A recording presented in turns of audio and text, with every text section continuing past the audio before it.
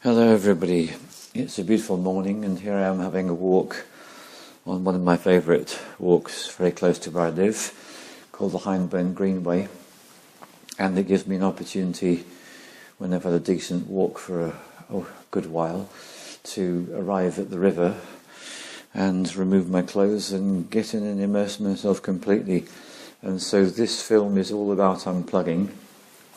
And immediately then I introduce you to something which I've spoken about before, alluded to in different films, but just laying it on the line that one of the most powerful things you can do is to go out into wild nature every day. And if you want to up the ante on that, then you can make it even more of an extraordinary experience by taking your swimming things and your flannel and your towel with you, and a plastic bag to put them in for afterwards, of course. And then when you find yourself at a body of water that you can see is deep enough to get into, strip off and completely immerse yourself in the cold water. And this is something I do at all times of the year. It doesn't matter whether it's winter or summer, it's such a beneficial practice. And it amuses me to think that Charles Darwin, the author of The Origin of Species and the initiator of the idea of evolution, was a very, very keen believer in this practice. So it's something that he derived a lot of benefit from himself. So going into the cold water enables the following to happen. When you enter the cold water, you get a blood pressure drop, and that is responded to within about 3 seconds by the body then increasing the blood pressure. And this action causes a large release of endorphins, which are the pleasure-creating hormones in the body and in the brain. So it's literally an experience where you have an opportunity to overcome your fears. Oh, goodness me, what's it going to be like? Rational mind going into overdrive about how cold it's going to be. You get the opportunity on a regular basis to face a fear and triumph over that fear as you plunge yourself into the water and you emerge from the water feeling, as I always do, like $1 million. So that's my starting point, and this film is all about unplugging. And what I'm going to do is I'm going to include more information in this one film than I've ever given before about what is a vastly interesting subject. So one of the really helpful ways to see life is as a game, and so many people now spend a lot of time plugged into screens playing games. So the upside of that is this is a very useful allegory by which to understand what life is like. So just as much in games, you can take actions which can cause you to go down the metaphorical snake. You have to excuse my old-fashioned ways of looking at things, but I just go to this incredibly ancient board game called Snakes and Ladders, and you go up a ladder if you're developing yourself, and if you're going down the toilet, you go down the snake. So that's the way I see it in my very simplistic language, but you've probably got a better game metaphors to use that you're more familiar with. What I want to do is I want to focus on about going down the snake, and I want to take all the judgments out of it and just see it all for what it is, which is, in a sense, human life is one where we are either becoming more enmeshed in what people call these days the matrix, the third dimension, material reality, the capitalistic, money-orientated realms. There are so many ways to describe this, and here's the thing. It's all a choice because it is a game. So if it's a game and it's all a choice, then if this is a choice you wish to make, that's absolutely fine. So to become more enmeshed in material reality, doing things like going to university and studying business would be a very good step to make. But I want to look particularly in terms of environmental considerations. So let me just lay them all on the line. Things that help to keep people plugged in to the matrix. Well, first of all, any habitual patterns which are done by rote without thinking, and I'm particularly aware of anything which encourages suffering and being drawn into dramas, either involving yourself or other people. These are all ways to keep you plugged in. Another way to keep yourself plugged in is to develop a healthy sense of arrogance. Feeling superior to other people will really help to stay plugged in. And you can take the other side of the coin, which you can see yourself as vastly inferior to all other beings. Superiority and inferiority are all examples of where the rational mind or the ego is taking control. These really help you to stay plugged in. Also, allowing yourself to be fascinated by fears, exposing yourself to television, film type material which involves a lot of horror and fear. This will all keep you plugged in. I'm sure you get the idea, and you can draw your own analogies for other things that would help.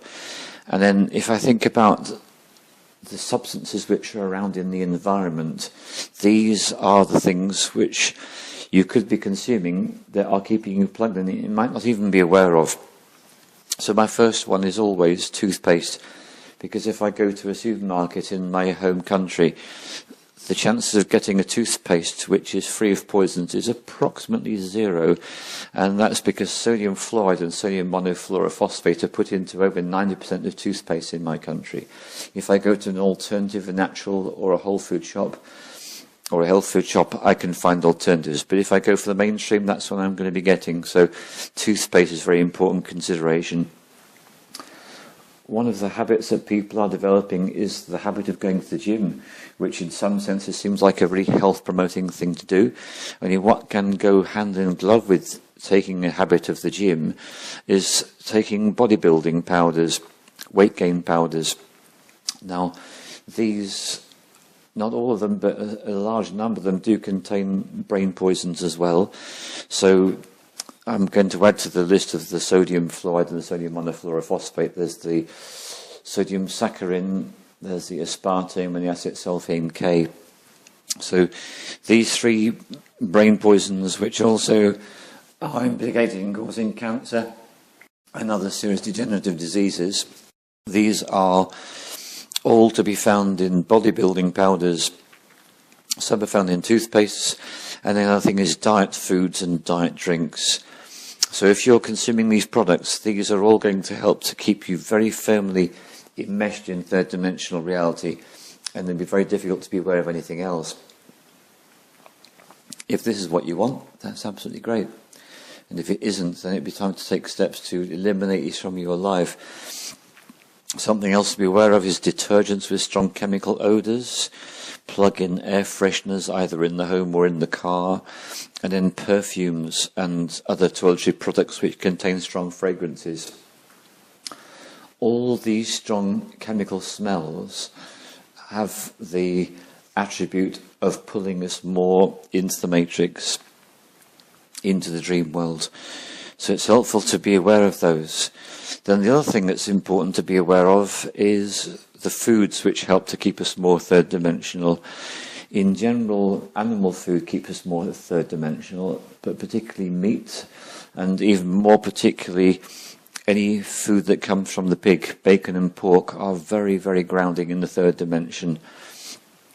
And anyone who wishes to do the plant spirit medicine retreat is well aware that these products actually block your ability to receive the benefits of the medicine. Something else to be aware of is preserved meats, especially any meats containing sodium nitrate, like turkey ham, pork, that kind of thing. These are all foods which are designed to keep you plugged into the matrix and prevent you from going anywhere else. And one of my favourites of all, foods fried in hot oil. Basically, if you go out and you get a takeaway and what you're eating has been fried in hot oil, then the chances are that that hot oil is full of what we call free radicals. Free radicals are chemicals which have the job of buzzing around the body and creating mayhem and destruction and literally damage body tissue and body cells. And these are to be found in pretty much all oils that get heated. Coconut oil is the exception. You can heat this one to a very high temperature. You can also heat ghee to a high temperature. These oils are not affected, but all the others, including olive oil, which many of us have used in the past, I certainly used to, these all form free radicals when heated. The only thing you can do that's worse than heating these oils is to keep using them over and over again. And of course, unfortunately, many takeaway establishments serve food to their customers which have been fried in oil that has been repeatedly reused. So what you're getting is a really strong dose of free radicals. And since I had my experience of having a parasitic infection in my gut, which was one of the best things that ever happened to me in terms of my enlightenment and evolutionary process. Or what I've learned is if I eat this kind of food, my gut just goes into complete and utter revolt, and I'm having diarrhea the following day, and I'm telling myself, right, okay, well, yeah, your body is just clearing that out of your system as fast as it can do. So here's another point to bear in mind. Your wonderful, miraculous body has got all sorts of methods to cleanse itself. Diarrhea being a classic example, another being colds and flu. So people who often get these respiratory tract infections, especially in the winter time in the colder countries, this is just your body's way of detoxing you, because it's likely that you're more going to be eating those foods which are not so good for you. Foods which contain large amounts of refined sugar are also very much foods to plug you in. So when you think about meat, you think about the fried foods, and then you think about the sugar. These all work in this kind of way. And what I'm personally finding is as I continue my own journey, foods which I used to be able to handle in the past, I can no longer handle. Or to put it another way, I'm actually more keenly and sharply aware of their negative effects. So I'll give you a simple example, which is that for quite a lot of years I've thoroughly enjoyed eating chocolate, and I've bought it in the shops. And at one time I used to buy any old chocolate, and then it was, okay, let's just buy the organic chocolate. It's reached a point now as if I eat any chocolate that is bought from shops that is cooked, that this has a really bad effect on me, and when I go to bed at night I'm feeling really poisoned. So the only kind of chocolate I feel I can eat now is raw chocolate, which I make myself. And this is what I want to introduce you as the bigger picture of this subject I'm bringing up on this particular walk this morning, which is that we are all in our own personal journey of awakening. And in our awakening times, what the important thing to do is to work out where you are. And if you're relatively new to all this, you want to be taking the early steps. So for me, the early steps would be removing all these negative influences which I mentioned, which include the environmental toxins, and being habituated to suffering and being drawn into dramas, feeling better than feeling worse, and getting taken over by fears, doing everything you can to let go of all these things. And then to take a really good hard look at the foods that you're eating, to really pay attention to particularly the meats, preserved meats and fried foods, and see what you can do to reduce those, and then the refined sugar, reduce that. So these are like all the early steps that you can take towards unplugging yourself from the mainstream. And this is the issue, because this is the word I think that's really appropriate to understand. When I see life as a game of snakes and ladders, what I'm really saying is that for me, every fast food establishment that I pass on my daily walk through life just represents an opportunity to take me in a particular direction. And that's a direction I'm not interested in going anymore in my life. And it represents experiences of the past. So what I want to do is I want to do things to further my awakening process. And the very first thing I want to draw to your attention, which is the idea of working with intention, and there's something that gets coupled with this, which is letting go of lust for results. I will explain what I mean in a moment. So the idea of working with intention is you spend some time, preferably in a nice quiet state, perhaps meditating, looking at a candle and just concentrating on your breathing or observing the candle flame, and using this quiet time to ascertain what it is that you intend for yourself. And if you intend to unplug from the mainstream, then what you can do is you can declare that as an intention to yourself. It's good to do this out loud on your own 3 times.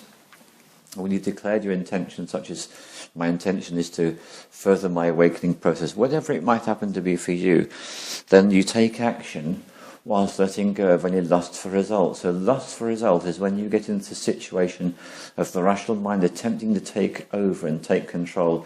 And it says things like, well, what's happening? How am I getting on? Am I more awake than I was yesterday? What's going on? Should I do this? Should I do that? All that blah, blah, blah stuff. The idea is to let go of all that and just to focus yourself on doing things which you know are helpful. So I've been speaking for about 15 minutes now, so I want to shift the attention to all the things that you can do to help you, which is how I began with. So out in nature every day, whenever you get the opportunity, immerse yourself in a body of cold water. Charles Darwin knew what he was talking about. It's such a good thing for you to do. And then with those as a basic, then the next thing I'm thinking about is breath work. There are films on the channel which explain some examples of breath work you can do. And I'm going to throw in a new one which I've never given before. This comes from Kundalini Yoga, and it's fire breathing. And I automatically do this one every time for the 30 seconds before I completely immerse myself in the cold water. And it's a rapid breathing in and out, and it sounds like this. And that's breathing in and out through my mouth, or you can breathe in through the nose and out through the mouth. It sounds like this.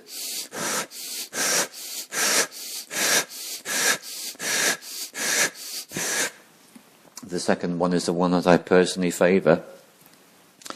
All forms of breath work are very powerful for our awakening process. What I suggest you do is to explore and experiment with them. The only time I strongly recommend against doing anything of the kind is if you're driving or operating machinery, do not use these methods. And the other thing is, if you're using a strong breathing method, don't use it straight after eating. But otherwise, do explore, experiment, research, and find out how breath work works for you. The next thing I'm thinking of is body work. Yoga, dance and martial arts and swimming are all totally excellent activities to be engaged in on a regular basis. They help to harmonise the left and the right brain, which is very, very important, because our left brain is our analytical, more scientifically based, more rational minds, more what's going on and analysing, judging, criticising, condemning. There's that side of the brain which is absolutely essential for functioning human being. And then there's the other side, which is the more creative, artistic unification, coming into harmonization with other people, working in groups, communities, in touch with nature, more intuitive. And what we need a balance between both the left and the right hemisphere of the brain, and that really does us a great, great service. The next thing I'm thinking about is water, which I've spoken about many times in films. If you can go and harvest your own wild water and drink 2 to 3 litres a day, that is going to make one of the largest single significant differences to your life in terms of helping you to be awake, aware and unplugging. Such a good thing to do. And then there's the food. Vast subject in itself, I do understand, so I'm just going to draw on the fundamentals, the most important things that I can think of right here, right now for the food. So here's number one. Buy it fresh. Buy as little food as possible in a tin or a packet, and just don't buy frozen food at all. Forget it even exists. Concentrate on fresh food. The food that if you buy it and you don't use it, it's going to go off and spoil. That is the food that your body craves and needs. And fresh fruit and fresh vegetables. And if you're going to cook them or turn them into something like a salad or a special dish, you prepare freshly, you consume it all, and you don't keep any leftovers, because leftovers are basically lacking in vitality. And what you want in your body is as much vitality as possible, which you get from the food as being as fresh as possible. Now, a huge step you can take is to go into making your own wheatgrass. The film is up there on the channel. You can see everything's explained about how to do this. I would say that apart from the body work, the immersion in cold water, the wild nature, and drinking good water, then wheatgrass is definitely up there as one of the most significant things I do to transform my body and therefore my whole consciousness and my whole being. So highly recommended is the wheatgrass. Then something which I have experimented with at different times of my life and I've not been consistent, and I need to get more into a place of consistency, and that is sprouts. Sprouting grains, beans, pulses, chickpeas, lentils, alfalfa seeds, you name it, sprouting. Basically, any seed that you can sprout, that you can then put into your foods, that makes a huge difference to vitality. of your body and therefore your consciousness and everything about what you experience in life. So very, very helpful. And then something else that is something I'm doing automatically more and more, that's raw food. The more food that you eat is raw, the more vitality you're taking into your system. It seems to depend on the individual as to the desire or the need for cooked food, and it depends where you are in your life journey. So certainly 5 years ago, I couldn't function without cooked food every day. And I can remember once going for 2 days, even in the summer months, without cooked food, and I was just flagging, energetically speaking. I just had it, simply was scarcely able to function. Now I've moved on enormously since then, and I've reached the point now that over 50% of all the food I consume is raw, and I can handle it now, even in the depths of winter. And I still eat my food which is cooked as well. So every day that goes by I will eat something that's cooked, but it's a minority. So that's me being aware of and reflecting on and being in tune with my journey, where I'm at. And that's what I'm inviting you to do over and over again, is to just tune into where you're at, identify what it is that you want, and if unplugging is your intention, then to take steps in accordance with your own inner sense, your own gut feelings about what you're ready for. Then there's another huge step in the direction of unplugging, which is superfoods, and there are so many of them. I particularly recommend this book called Raw Magic by Kate Magic.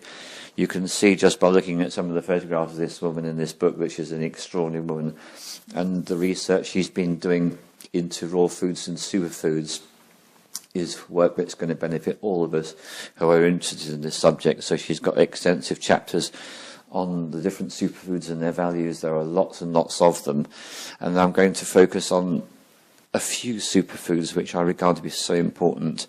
So for me, one of the biggest steps in my life was when I let go of olive oil being my basic oil and replacing it with coconut oil. There are so many benefits and advantages to coconut oil. I don't have the time or the space to go into them here, but what I would say to you is this. If you do your own research, if you put into the Google or search engine coconut oil health benefits or simply coconut oil benefits, you'll see a huge list of extraordinary benefits from consuming this oil. Everything from anti-cancer to antibacterial, antiviral, overall health promoting, antioxidants. And here's a little word, I spoke a little bit earlier about free radicals. Well, free radicals are like the bad guys on a molecular level in the body, and they have a balance, rather like you've got angels and demons. So the angelic equivalent of your free radical is your antioxidant, and they are found in pretty much all the superfoods. So all superfoods are a great gift to the body. First of all, because of the antioxidants, which basically mop up the free radicals, thereby protecting your body from harm. As well as that, they contain what I would call micronutrients and supernutrients, which are these special trace elements, minerals, vitamins, amino acids that we need, sometimes in quite small amounts, and yet when you don't have them, your health just gradually deteriorates until the point you're scarcely able to function. And that happened to me when I had a chronic illness for 10 years. If I look back, I can see my body was basically starved of essential nutrients, and I was eating what I thought at the time was a relatively healthy diet. It simply wasn't good enough. So this is something that I've been tuning into more and more, is to become more and more aware of what there is out there that can improve my health, and finding that every step I take is just a major benefit. So now I want to really go into a subject in a level of detail I've not done before. This is something I've not spoken about in any of the films, and I apologise for not doing so. It was my ignorance. So here we go, the brain. We all know how important an organ the brain is, and yet if you look at your average book about health, you will find there's things you can do to help the heart. There's advice for helping the liver and the kidneys, the lungs perhaps. The brain, you can pretty much guarantee there won't be one word about the brain. And it's like sometimes it's amazing what society leaves out. So let's address this issue. Depending on which source you read, between 1/3 and 2/3, that's a wild variation, I agree, but what I'm saying is a substantial portion of the brain is made of fats. So what we now have is what I call fashions in diet. And there was a fashion in diet that happened a few decades ago, which I immediately had a gut reaction against, and I just knew it's wrong. I had no evidence to support my feeling, because the intellects of the day were saying that the way to go is low fat. Lower your cholesterol and go low fat. They pushed this forever on advertising in magazines, newspapers, books. Low fat was the way to go. Well, I'll tell you what I'll say. Low fat is the way to go. Low intelligence and basically stupid. I'm being deliberately provocative, because what I've learned is that because such a large proportion of the brain is actually made of fats, a low fat diet is literally a recipe for disaster for your mental functioning, for your brain function. Your brain function will deteriorate as soon as you go on a low fat diet. And the other thing that will cause deterioration of the brain is to be eating the wrong kinds of fats. And I've mentioned them already. The fats that you get from fast food that's been fried, that's been used over and over again, full of free radicals, going to impair brain function. So this is what we want to do. We want to improve brain function. So the first way, we recognize a substantial portion of the brain is fat. The next thing we do is we put the best quality fats we can into our bodies. And for a lot of people at the moment, what you want to do is you want to have a mixture of both plant and animal fats. So when it comes to animal fats, the best thing you can do is you can get yourself some grass-fed butter. Again, do your own research. Regrettably, a lot of the butter that we buy these days is actually taken from animals that spend some of their time being fed concentrates, and these are really not good for the quality of the oil. You want to get the grass-fed. Do your own research and look up grass-fed butter and find out about its health-promoting properties. This is really good to have in the body. The other thing that's very, very good, as I've already mentioned, is the coconut oil. So a simple thing you can do is you can make a drink called bulletproof coffee. And if you're, I'm going to say, roughly about halfway along the journey from just stuck in the mainstream and having no awareness to you're completely on your path, this is a good halfway place to go to. It's called Bulletproof Coffee. If you put Bulletproof Coffee on YouTube, you will discover this extraordinary businessman who made himself $50 million and then put his business on hold and spent a year traveling around the world looking for people living in societies that had the best health and the best longevity. And he came to a part of Mongolia and he discovered this drink that people were having, which was actually a tea together with yak's butter and other interesting components, but these are the main ones, the tea and the yak's butter. He developed that into what he calls his bulletproof coffee, which contains coffee from Arabica beans, which are the higher grade of bean, together with the grass-fed butter and the coconut oil, and he actually developed a particular kind of oil which is supposedly even more effective. But for my own money, I go for the coconut oil every time. Now, what's a remarkable thing about this drink is if you simply drink it in the way I'm suggesting, what you do is you make your coffee, and you need a blender for this. You add your heaped teaspoon of your grass-fed butter and your coconut oil. You made your coffee, and you pour the coffee, once it's been made, into the blender. Now, I like to go a stage further, and what I like to add is some cinnamon. Now, look at the health-promoting properties of cinnamon. It's startling and extraordinary how beneficial this spice is, and my general advice to you is the whole world of spices, they are not there to make the food taste nice, they are there to have incredibly health promoting properties on the body, and the wonderful taste is just a byproduct. Another one you can go and do your own research about, and there's so many health promoting properties of this one, is cayenne pepper. So I put little cinnamon, little cayenne pepper in there, blend it up for 60 seconds. What is remarkable about this drink is when you pour it into your cup, it looks like a really good drink that you might get from one of the coffee chains. It looks completely acceptable. It tastes fantastic, and there's no milk in there. Now, if you're using non-organic cow's milk, then you're drinking something that is really disgusting. It's allowed to contain a certain amount of toxic bacteria legally, a startlingly large amount actually. And the only way to avoid that is to get hold of organic milk, which makes that much safer. But okay, I'm not going to mince words. If you drink normally non-organic milk, you're drinking what is literally pus.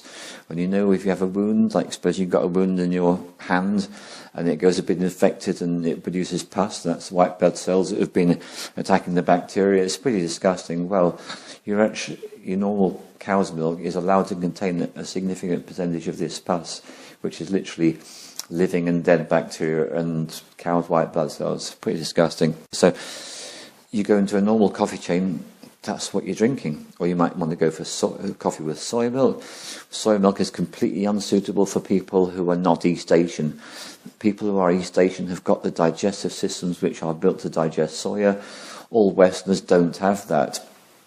So soy is really unsuitable for us. The chances are it's also likely to be genetically modified, especially if it's consumed in the US of A, which is a bit of a difficult place for foods these days because there are so many GMO foods which are available over there. Right, I realise I'm wandering, so I'm going to get back on track. What I want to really bring to your attention here is that by taking in the best quality oils, then what you're going to do is your brain function is going to improve enormously. And I guess this is the issue I'm having with this particular film. There's so much I want to share with you, and it's sometimes quite difficult to ascertain exactly what are the most important bits, and sometimes it means I need to wander off a little bit, but I'll keep you back on the main track. So now I want to introduce to you one particular superfood. I've mentioned it in passing earlier on in this film, and I'm now talking about cacao. So we have chocolate, which is made from cocoa, which is heated. And I now understand that when you get a bar of chocolate, the essential life-giving properties of the cocoa have been hammered at 3 times. So your cocoa from plant to chocolate gets overheated 3 times. So the amount of value in your ordinary bar of chocolate is very, very little. And if you're unfortunate enough to be eating a bar of English milk chocolate, it's so negligible that the toxins from the refined sugar are going to be doing more, plus the soy lecithin. And this is another issue for me. All the chocolate you buy contains soy lecithin. Soya is really best to be avoided. Best not to put soya into your body. Do your own research on this one. So for me, the really big step I've taken is I make my own chocolates on a daily basis. Yeah, about 3 days a week, I'll make myself my own little supply of raw chocolate, which I happily give to friends because it's so lovely to share. The qualities of chocolate are absolutely phenomenal. There's so much about chocolate that's so good for us when it's raw cacao. So back to this drink about bulletproof coffee. What I've also learned is recently as last night is the following. There are certain plants which contain caffeine, and we know that tea and coffee contain caffeine, and so does chocolate. Now, if these products are heated, then the more sensitive people will discover that the caffeine is actually harmful for them. And I overdosed on caffeine when I was 18 years old, and frankly, that was another thing that happened to me that seemed like a bad thing, but turned out to be a really great benefit in disguise, because I developed such sensitivity to caffeine, I can't have it in my body in that kind of a way. But what I've discovered is that if you have caffeine or theobromine, which is the stimulant which is found in the cacao plant, then if you have it raw, it has a completely different effect on the body. It doesn't aggravate sensitive people. So if you're a sensitive person, then you want to stay clear of caffeine in heated drinks, but it's something that you are most happy to have in raw food. So what I'm doing now is I'm experimenting with this bulletproof coffee, and I'm actually taking the coffee out of the equation, and instead of making the drink, which is, I'm not using boiling water, just hot, not boiling, and I'm using the raw cacao powder in there. So let's go into the oils, a little bit more about the brain and the oils. The other oil I want to mention now is cacao butter, which of course is one of the main ingredients of all good chocolate. So when I make my raw chocolate, I use cacao butter and I use coconut oil. So the oils I'm getting into my body are of the highest possible grade, and this is having a great benefit for my brain function all the way around.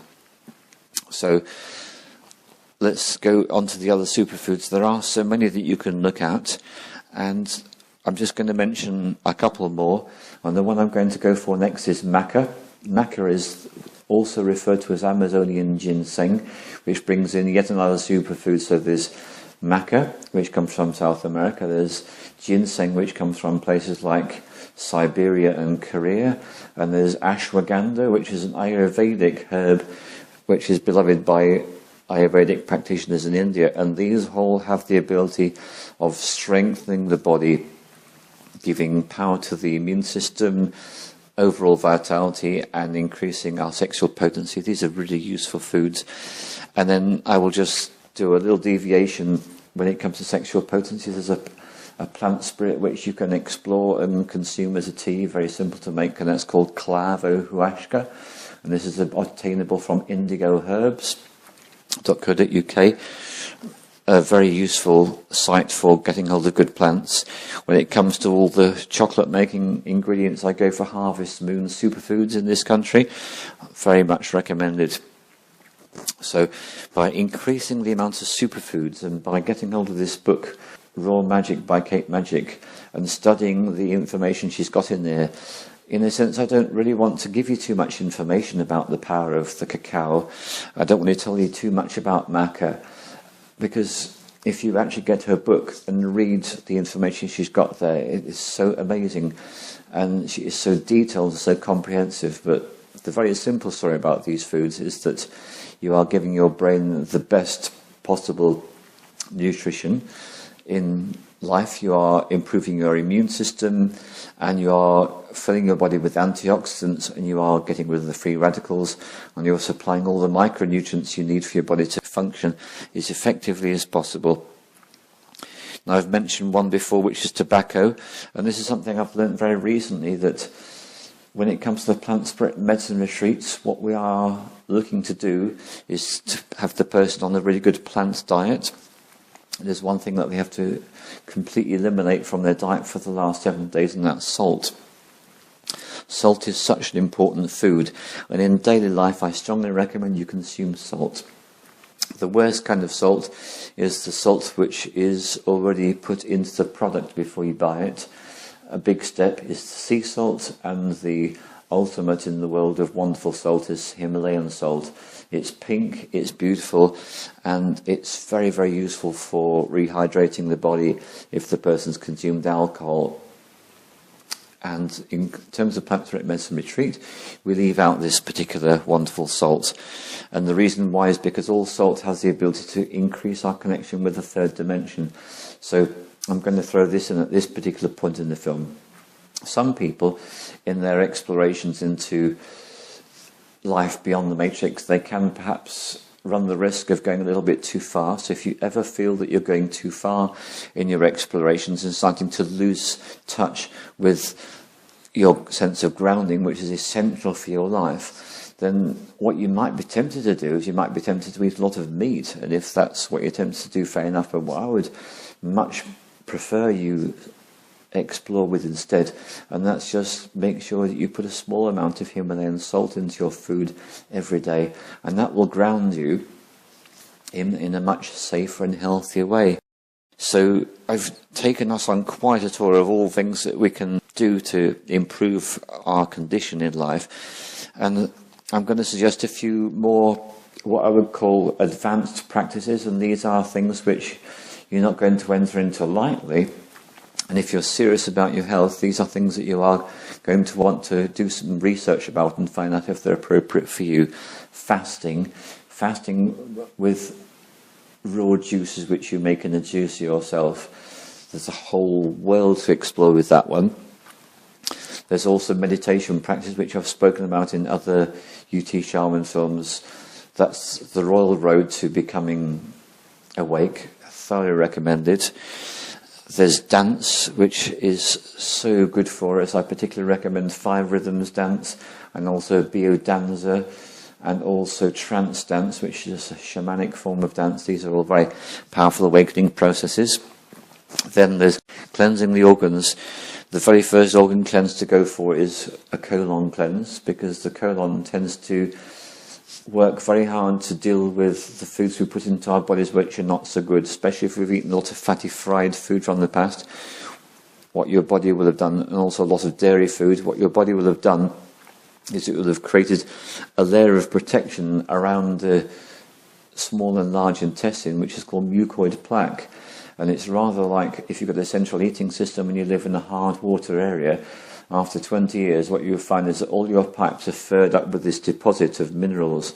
Well, mucoid plaque is not a deposit of minerals, it's a mixture of fatty materials, toxins, and it's particularly vile stuff. And I've had the great pleasure of doing a few colon cleansers in my life. They're a pretty extreme thing to do. I do not recommend colonic irrigation. I would say that is too harsh and extreme and abrupt a way of dealing with things. But the colon cleanse involving the use of herbs, I would strongly recommend. You need to be in a reasonable state of health to do this beforehand, because it is quite a challenging process and it takes a good 10 days. And when I went to the toilet and I saw this stuff coming out, I just literally couldn't believe it. It looked like nothing I'd ever seen before in my life, before or since. But thoroughly worth doing. And when one has done at least one colon cleanse, then it's possible to consider doing a liver cleanse. And there's a book, I want you to go for the author. The author is called Andreas Moritz, Andreas Moritz. And if you go to a company called Cygnus Books, they have his book, which is how to do these cleanses. Very valuable advice. What you can do if you want to take things even further is you can consider going on a retreat. Any kind of a retreat is an extraordinarily valuable thing to do for yourself, because it's you dedicating time for yourself, putting aside any concerns the rational mind might have about, well, I'm busy, I need to do this, I need to do that, what about money? You put all those things to one side and you give to yourself in a way that you might never have given to yourself before. Any kind of retreat that you go on is going to be hugely beneficial. Should you choose to go on a plant spirit medicine retreat, then obviously it's all about the unplugging and it's all about the love. And you can do your own research if that's what you want to do. Find somewhere you can do that. I want to end on this film with the practice which I have been doing for the shortest period of time. Now, a person who came to one of my retreats suggested quite recently I might want to find out about something called Ormus. The question that Mike asked me is, have you experienced Ormus? Have you heard about it? And absolutely no idea what he was talking about. And I did a little internet search and I put Ormus plant benefits. I was presuming it was a plant, and it's not at all. I've got information about how it's useful for growing plants. Well, eventually I got back in touch with him and he recommended a person who makes this particular substance. So Ormus is extracted from seawater, and the vital ingredient that is released into the extraction is called monatomic gold. So this is gold in its simple form, which is very easily absorbable by the body. And it's extracted from seawater. Quite extraordinary. So I'm on day 5 of this process. I'm finding it to be one of those extraordinary experiences of my life in terms of what this is doing to me. And I'm finding my unplugging process is accelerating far beyond my wildest imaginings. It's just phenomenal. And I've had the opportunity to experience something which I spoke about in the Multidimensional Universe series. If you look back into the archive, you'll find there are 3 films I did about the multidimensional universe, and the third and last of those films, I believe, is the one where I spoke about the wider reality.